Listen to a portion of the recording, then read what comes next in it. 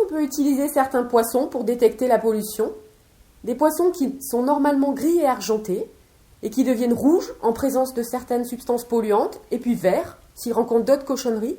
Eh bien, ces poissons existent. Ils sont de la famille des poissons zèbres. Le poisson zèbre, ce n'est pas un croisement bizarre ou un nouveau X-Men Evolution. C'est simplement un petit poisson rayé, un poisson d'eau douce. C'est un négocier du nom de Buchanan qui l'a découvert en Inde en 1822 et qui l'a ramené dans ses bagages. Comme c'était un poisson sympa, pas compliqué, et qui ne passait pas son temps à bouffer ses congénères, il s'est taillé une petite réputation chez les amateurs d'aquarium. Mais 150 ans plus tard, dans les années 60, l'un de ces passionnés de poissons d'aquarium, le docteur Stresinger, s'intéressa de plus près aux poissons zèbres. Le docteur Stresinger était un chercheur renommé de l'Oregon, aux États-Unis, mais son truc à lui, c'était plutôt la génétique et les virus. Mais il se passionnait aussi pour le développement du système nerveux, et il cherchait un modèle pour étudier le rôle des gènes dans la formation du cerveau. Il se rendit vite compte que le petit poisson avait beaucoup d'avantages. D'abord, c'est un vertébré, comme nous. Ensuite, il se reproduit à la vitesse grand V. Et puis, il est transparent, ce qui permet son observation avec une simple loupe. En plus, il grandit très vite. À partir d'un œuf pondu, on obtient un vrai petit poisson en moins de 2 jours. Au début, Stresinger travailla plus ou moins seul. Et il lui fallut 10 ans. 10 ans pour mettre au point les méthodes permettant d'étudier la génétique de ce poisson et son développement. Alors, qu'est-ce qu'on peut faire avec ce poisson zèbre ?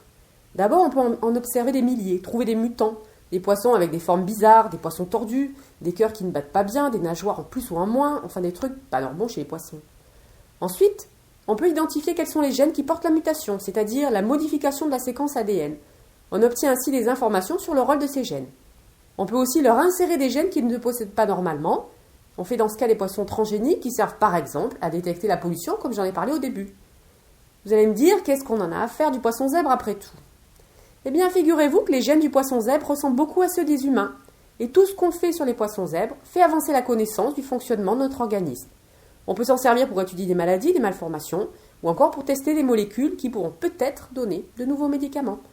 Voilà, eh bien, sans ce cher docteur Stresinger, on n'aurait sans doute pas profité du poisson zèbre. Aujourd'hui, c'est plus de 500 laboratoires dans le monde qui travaillent avec ce modèle. Tout ça parce qu'un type un petit peu allumé, au fin fond de l'Oregon, a travaillé pendant 10 ans sur un bête animal dont personne, et pas même lui, ne savait si ça allait donner quoi que ce soit d'intéressant. En tout cas, j'espère qu'à partir d'aujourd'hui, vous ne regarderez plus jamais un aquarium de la même façon.